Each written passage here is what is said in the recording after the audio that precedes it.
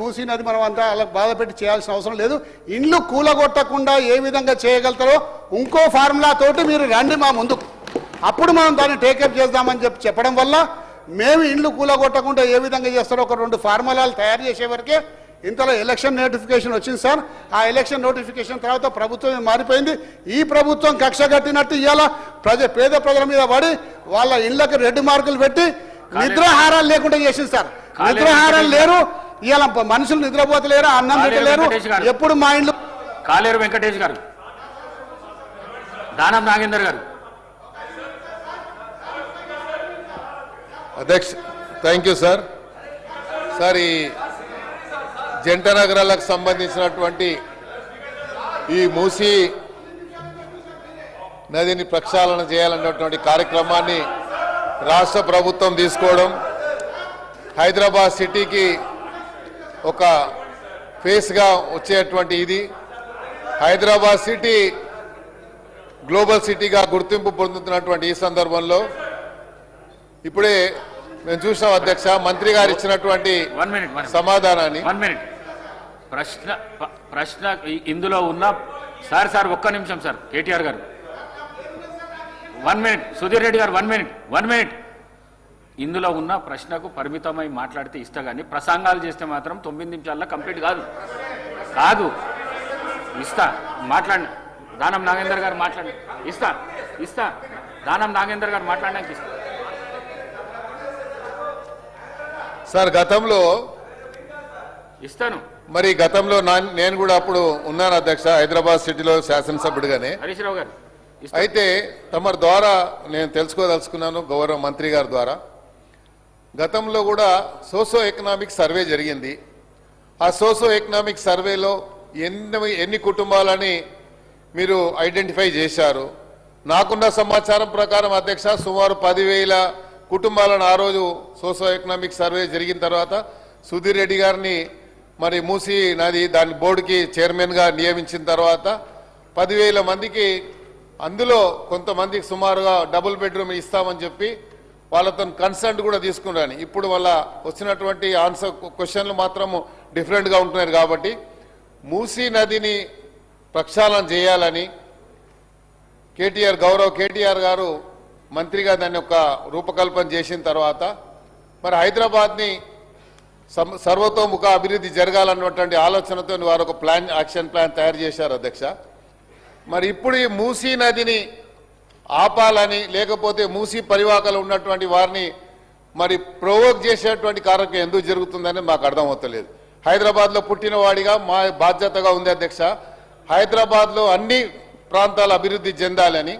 మూసీ అంటే మీరు ఒక మురికి కాలువగానే దాన్ని పదే మూసీ అంటే మూసీ నది అంటే అది మురికి కాలువ కింద మీరు పదే దాన్ని ఒక ఎస్టాబ్లిష్ చేయడానికి ప్రయత్నం చేస్తున్నాం అధ్యక్ష. అది ఒక జీవనది అధ్యక్ష. ఆ జీవనదిని మన మూసీ అంటే అది మురికి కాలువగా నాకు బాగా గుర్తుంది అధ్యక్ష. సుమారు 70లో అనుకుంటాను, మేము చిన్నగా ఉన్నాము. ఈ మూసీ నది వల్ల అంటే అప్పుడు ఉన్నటువంటి జీవనది అనేది ఎంత ప్రవహించేదని చెప్పడానికే ప్రయత్నం చేస్తున్నా అధ్యక్ష. అప్పుడు ఫ్లడ్స్ వస్తే జూబ్లీ బస్ స్టాండ్, అక్కడ ఉన్నటువంటి జాంబాగు, ఆ ఏరియా మొత్తం మునిగిపోయింది అధ్యక్ష. ఎన్నో కుటుంబాలు కూడా మరి పోయినాయి అధ్యక్ష. అందుకనే ఈరోజు మూసీ నది ప్రక్షాళన జరిగితే ఆ మూసీ నదిలో పక్కకున్నటువంటి వారు ఆ మురికి కాల్వగా, ఎందుకంటే అక్కడ ఉన్నటువంటి కెమికల్ ఇండస్ట్రీస్ అన్ని కూడా కెమికల్ అన్ని కూడా అక్కడ ప్రవహిస్తున్నది కాబట్టి అది ఈరోజు మురికి కాలువగా మారిపోయింది. కాబట్టి ఆ మురికి కాలువ కాకుండా దీన్ని ప్రక్షాళన చేయడానికి ప్రభుత్వం ఒక దీర్ఘకాల ప్రణాళిక సిద్ధం చేసి మొన్న గౌరవ ముఖ్యమంత్రి గారు డీటెయిల్ ప్రాజెక్ట్ రిపోర్ట్ కూడా మొన్న ప్రవేశపెట్టడం జరిగింది అధ్యక్ష. అయితే తమరి ద్వారా నేనేమంటున్నా అంటే, వారి క్వశ్చన్ సపరేట్ ఉండొచ్చు, నా క్వశ్చన్ సపరేట్ ఉండొచ్చు, కానీ హైదరాబాద్ సిటీ అభివృద్ధి జరగాలనేదే మా యొక్క కన్సర్న్ అధ్యక్ష. అందుకనే దీంట్లో ఈ క్వశ్చన్లో మన పేరు లేకపోయినా నేను ఇందులో సిగ్నటరీ కాకపోయినా నేను అడుగుతున్నానంటే, హైదరాబాద్లో అభివృద్ధి జరగాలి. ఈ మూసీ అభివృద్ధి జరిగితే కేవలం ఇక్కడ వికారాబాద్ నుండి నల్గొండ వరకు, నల్లగొండలో ఫ్లోరైడ్ ఎఫెక్ట్ వల్ల కుటుంబాల్లో నాశనం అవుతుంది, అక్కడ ఉన్నటువంటి ఇరిగేషన్ నాశనం అవుతుంది. కాబట్టి మూసీ అభివృద్ధి జరగాలంటున్నాం. అయితే మూసీకి సంబంధించినటువంటి ఏదన్నా మీరు అంటే ఒక కన్స్ట్రక్టివ్ ఆలోచనతో అందరూ ముందుకు రావాలని, ఇర్రెస్పెక్టివ్ ఆఫ్ అందరు కూడా పొలిటికల్ పార్టీస్ వాళ్ళు ఒక కన్స్ట్రక్టివ్ సజెషన్ ఇచ్చి ప్రభుత్వానికి సరైనటువంటి డైరెక్షన్ ఇవ్వాలని చెప్పి గౌరవ మంత్రి గారు డీటెయిల్ ప్రాజెక్ట్ రిపోర్ట్లో ఉన్నటువంటి ఎస్టిమేషన్ కాస్ట్ ఎంత అయింది, అక్కడ ఎన్ని కుటుంబాలు ఐడెంటిఫై చేశారో, గతంలో కూడా సుధీర్ రెడ్డి గారు చైర్మన్ గా ఉన్నప్పుడు ఒక ట్రాక్ ఒకటి చేశారు అధ్యక్ష. ఆ ట్రాక్కు సంబంధించి సుమారు 30-40 కోట్ల రూపాయలు ఖర్చు పెట్టారు. నేను మొన్న ఇది క్వశ్చన్ వచ్చిన తర్వాత పోయి చూశాను అధ్యక్ష, నిన్న పోయి చూస్తే ఆ ట్రాక్ మొత్తం కొట్టుకుపోయింది అధ్యక్ష. అది 30 కోట్లు ఖర్చు పెడితే ఇప్పుడు ట్రాకే లేదు అక్కడ.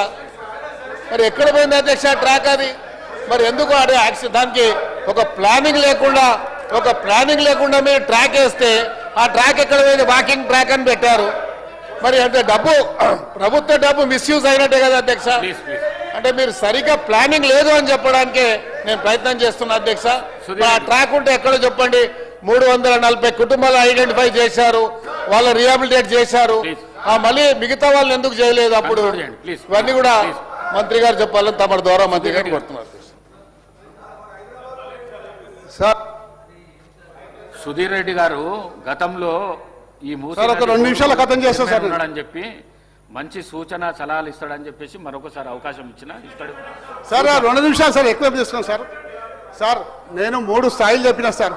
మొదటి స్థాయిలో మూసీ నదిలోకి ప్రవహిస్తున్న డ్రైనేజ్ వాటర్ని అంతా కూడా ట్రీట్మెంట్ చేసి శుభ్రమైన వాటర్ని మూసీ నదిలోకి వదలాలి సార్. రెండవ స్థాయిలో మూసీలో పేరుకుపోయిన ఒండ్రు మట్టి ఒక 50-60 సంవత్సరాల నుంచి ఇండస్ట్రియల్ సెడిమెంట్స్ అంతా కూడా కాలుష్య కారకాలు అంతా కూడా పేరుకపోయినాయి. వాటిని అన్నింటినీ కూడా తీసి మరి పొల్యూషన్ కంట్రోల్ బోర్డు నామ్స్ ప్రకారం సైడ్కి వేసేసి 2 సైడ్ల రోడ్డు డెవలప్ చేసి నీరు నిరంతరం ప్రవహించే విధంగా చేయాలన్నది స్థాయిలు సార్. మరి గౌరవ సభ్యుడు ఈరోజు 30 కోట్లు అని చెప్తున్నాడు సార్. 30 కోట్లు కాదు సార్, 6 కోట్ల రూపాయలు ఖర్చు పెట్టినాము. అది మీ ద్వారా వారి దృష్టికి తీసుకొస్తున్నాం.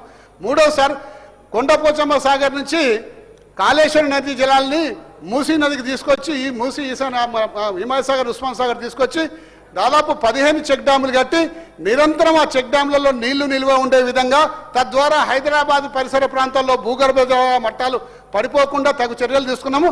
అలాగే హైదరాబాద్ యొక్క ట్రాఫిక్ని డీకంజెషన్ చేద్దామన్న ఉద్దేశంతో ఇరువైపులా ఈస్ట్ వెస్ట్ కారిడార్ని తయారు చేసి మరి నాగోల్ నుంచి గండిపేట వరకు రోడ్ లింకేజ్ కూడా ప్లానింగ్ చేసినాం సార్. మధ్యలో 15 బ్రిడ్జ్లు మనం డిజైన్ చేసినాం సార్. ఈ 15 బ్రిడ్జ్లు కూడా సార్ శాంక్షన్ చేసినాము.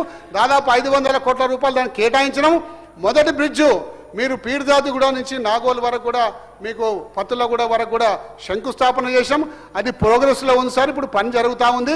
కాకపోతే ఈ ప్రభుత్వం వచ్చినాక మేము చేసిన పనులకు అన్నిటి కూడా లాస్ట్ ప్రయారిటీ ఇచ్చి దాన్ని నత్తనడక నడిపిస్తుంది సార్. అసలు పూర్తి కావద్దన్న ఉద్దేశంతో నత్తనడక నడిపిస్తుంది సార్. మూసీ నది అభివృద్ధి చేయాలంటే ఈ 3